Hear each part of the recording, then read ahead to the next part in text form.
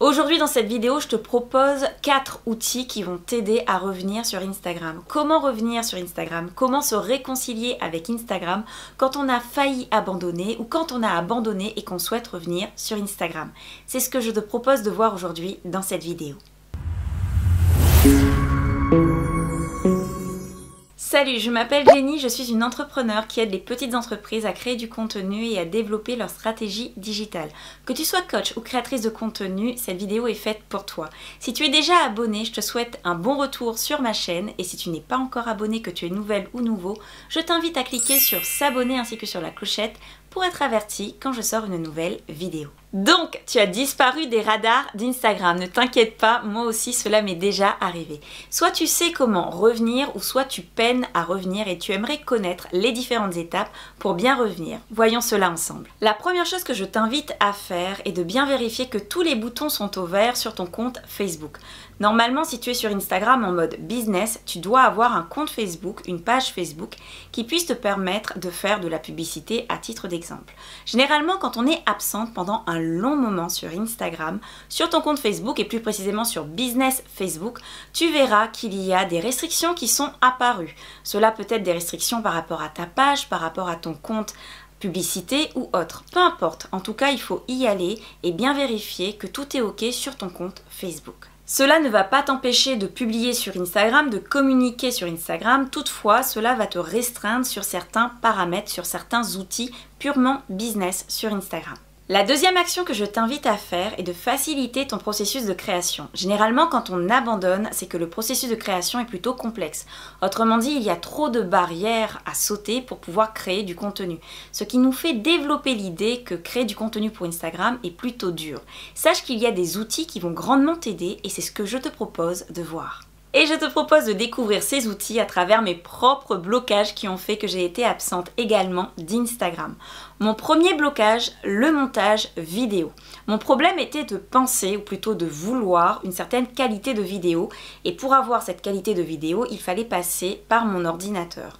Sauf que la majorité de mes extraits vidéo étaient où? Sur mon téléphone. Donc dans ma tête, il fallait transférer d'abord sur mon ordinateur, puis faire le montage, puis soit me l'envoyer sur mon téléphone ou soit publier directement, puisqu'aujourd'hui on peut publier des vidéos directement à partir de ton ordinateur. Le premier outil pour débloquer cette situation a été d'adopter une certaine organisation. Organisation que je partage d'ailleurs dans la Boost Academy. Si tu veux en savoir plus, je t'invite à cliquer sur le lien dans la description. Le deuxième outil est Instagram lui-même. Autrement dit, Instagram était devenu plus qu'une application réseau social, c'est devenu un outil qui me permet de créer du contenu directement et surtout dans le domaine vidéo. J'ai appris à utiliser les filtres Instagram également pour pouvoir avoir des photos, des vidéos également avec un meilleur rendu. Le troisième outil, CapCut, qui me permet de faire mes montages vidéo sur mon téléphone. Auparavant, j'utilisais YouCut. Toutefois, j'étais limitée dans les outils, ce qui m'amenait à penser que je devais absolument passer par mon ordinateur. En ayant adopté CapCut, ces outils sont proposés, CapCut est complètement gratuit. Autrement dit, j'ai développé ou j'ai enlevé la barrière de la difficulté pour créer directement sur mon téléphone. Les outils, c'était par exemple la superposition d'images ou la superposition de plusieurs vidéos. Et maintenant que c'est résolu, je peux tout simplement créer sur mon téléphone directement. Ma deuxième barrière, attendre les très belles photos. Le niveau est tellement haut sur Instagram que tu te mets une certaine pression qui te dit il te faut absolument un photographe, il te faut absolument un beau lieu, il te faut absolument de belles poses, bref de très belles photos et au final tu vas prendre entre 2 semaines et 4 semaines, donc voire un mois, pour pouvoir avoir ce genre de photos. Sauf que ton emploi du temps peut ne pas te le permettre ou tout simplement l'organisation fait que tu ne peux pas parce que tu ne connais pas de photographe ou il faut du temps pour trouver un bon photographe, pour être d'accord avec lui, etc., etc. Comment faire pour pallier à ce problème? Très simple, comme je l'ai fait, prends-toi un rideau uni, fais différentes poses avec ton téléphone. Aujourd'hui, la qualité des téléphones, ou plutôt de la photo sur ton téléphone, fait que tu peux avoir de très beaux, ou plutôt un premier beau rendu. Puis utilise l'application Foodie pour pouvoir améliorer, avoir un rendu un peu plus studio. Donc tu vas utiliser un filtre. Une fois que tu l'as trouvé, garde toujours le même filtre. Puis tu vas utiliser Canva pour ta création de contenu. Soit en enlevant le background, et comme c'est uni, donc c'est beaucoup plus facile, surtout si tu as Canva Pro, ou soit en l'intégrant directement dans un type de post. Comme je te l'ai dit, un très beau shooting peut te prendre un mois. Alors que la méthode que je te propose te prend une après-midi. Il te faudra un peu de temps pour pouvoir trouver le bon filtre, un peu de temps pour pouvoir trouver le bon post sur Canva. Une fois que tu les as trouvés, tu gardes les mêmes et tu verras que cela va beaucoup plus simplifier ton processus de création. Ma troisième barrière, le feed. Alors je suis contente de te dire que j'ai testé le feed et j'ai testé le sans feed. Et dans les deux cas, cela a fonctionné car j'ai constaté que ce qui était beaucoup plus important, c'était la valeur que tu mettais dans tes posts. Quand la valeur est beaucoup plus forte que le visuel, les gens viennent à toi. Maintenant, est-ce que c'est l'ego qui parle? Je ne sais pas. C'est juste que en tant que créatrice de contenu, j'aime quand quelqu'un arrive sur mon compte, qu'il puisse voir quelque chose d'agréable à l'œil, qu'il puisse également comprendre de quoi il s'agit en un coup d'œil. Donc je me suis prise une après-midi sur Canva, j'ai réfléchi au type de couverture que je voulais créer, que je voulais voir apparaître et je me suis rendu compte que pour faciliter au maximum la création, il fallait que la couverture soit la même à un ou des tailles près. Donc après avoir créé et après avoir défini mes couleurs, je me suis fixé un type de couverture qui sera toujours la même. Je tiens à préciser que ceci est mon choix, c'est-à-dire que c'est le choix que j'ai fait pour faciliter ma création de contenu. Soit tu peux faire le même choix, ou soit tu peux te prendre une après-midi pour réfléchir au type de feed que tu souhaiterais voir apparaître. Tu te prends cet après-midi, tu peux aller sur Pinterest à titre d'exemple pour voir les différents types de feed qui se présentent, en choisir un et l'adapter. Le principal, c'est que ta création de contenu, que plutôt ce feed facilite ta création de contenu. Ma quatrième barrière, alors là, accroche-toi, le batch content. Oui, tu as bien entendu, le batch content, c'est cette méthode de création de contenu pour le mois ou pour une certaine période que tu auras définie. Il y a un effet pervers au batch content, c'est-à-dire que je vais attendre que mon batch content soit fait avant de poster. Et j'étais clairement installée dans cette pensée.